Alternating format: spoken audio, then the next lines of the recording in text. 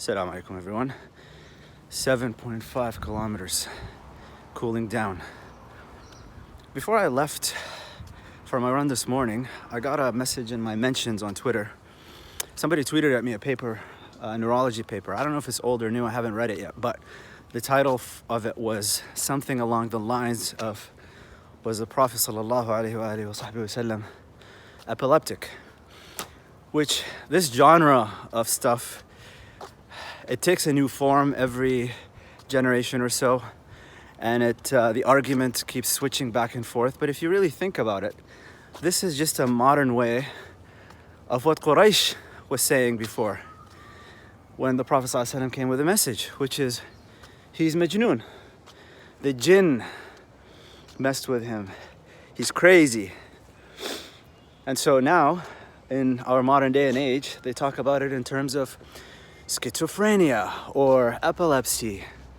And because we live in a scientific age, this is the age of scientism after all, where everything is reduced to, can you see it under a microscope, or can you test it in a lab? Anything that has to do with the metaphysical, with the ghaib, is negated as a default position. You gotta look at the assumptions of these papers and how are they operating. It's not enough to just say it's been proved, quote unquote, proved by science. You gotta think a little bit more rationally about this. And when I say rationally, I don't mean empirically, because we live in an age of, let's think empirically about everything. Anyways, I digress. One thing that I want you to take away from these things is something that I've come to realize more and more. The older I get, the more experiences that Allah subhanahu wa ta'ala blesses me to have in this life, which is people that are outside of certain fields, who talk about it, who haven't actually done the work in the sense of actually engaging with it.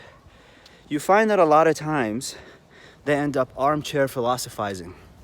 For example, look at this paper that's talking about the Prophet ﷺ being epileptic, or was he schizophrenic, or was he a schizotype. Every time you look at these arguments, look at the person making the argument and look into the background that this person has.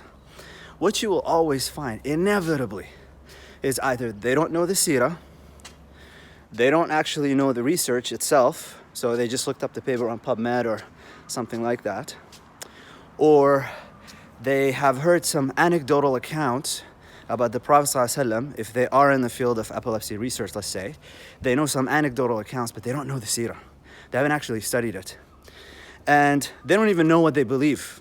I mean, they can tell you what they believe, but in fact, education is indoctrination. So they've been indoctrinated to think about the world in a particular way. So everything they hear has to be filtered through that way that they see the world in. And most people haven't actually sat down and considered why they believe what they believe. So really, for you who are not in medicine, who haven't seen, I've seen schizophrenic patients. I've seen epileptic patients. I've dealt with the schizotype as well. I've seen the depressed. I know the anxious. Alhamdulillah, I've had quite a bit of experience seeing things firsthand to know what these papers are actually talking about, as opposed to just simply looking it up on PubMed and then getting doubts about it. Not saying that the brother who sent me the paper is in doubt. He was interested and fascinated by it. But I'm bringing this up because some of you out there might have come across this and you're just, wondering. So, at any rate, always look into the background of the person that is making the argument that they're making. If they're talking about Islam, ask, well, have you actually studied this religion? And when I say studied, I don't mean just simply browse through a couple of books and then you say, I studied. No, have you actually studied it properly?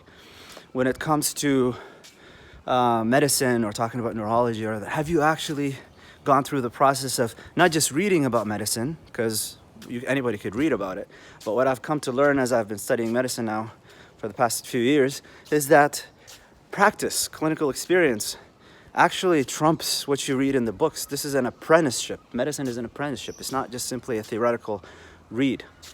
Science, they're talking about science, what science can prove. Have you actually gone into a lab? Subhanallah, I'm gonna just distract you for a second. Check this out. Isn't that amazing? The things you see in the morning. Anyways, have you actually done these things? There are a number of fields where you have to spend quite a bit of time looking into it.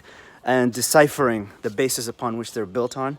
And I'm not saying you have to master everything. I'm just saying that you gotta spend some time thinking about it a little bit more carefully. Anyways, 7.5K, feels so good. And now it's time to go to the hospital. Hope you're all well. Hope you're all doing some activity.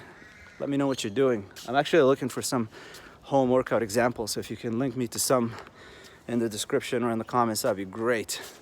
All right, guys. Assalamu alaikum.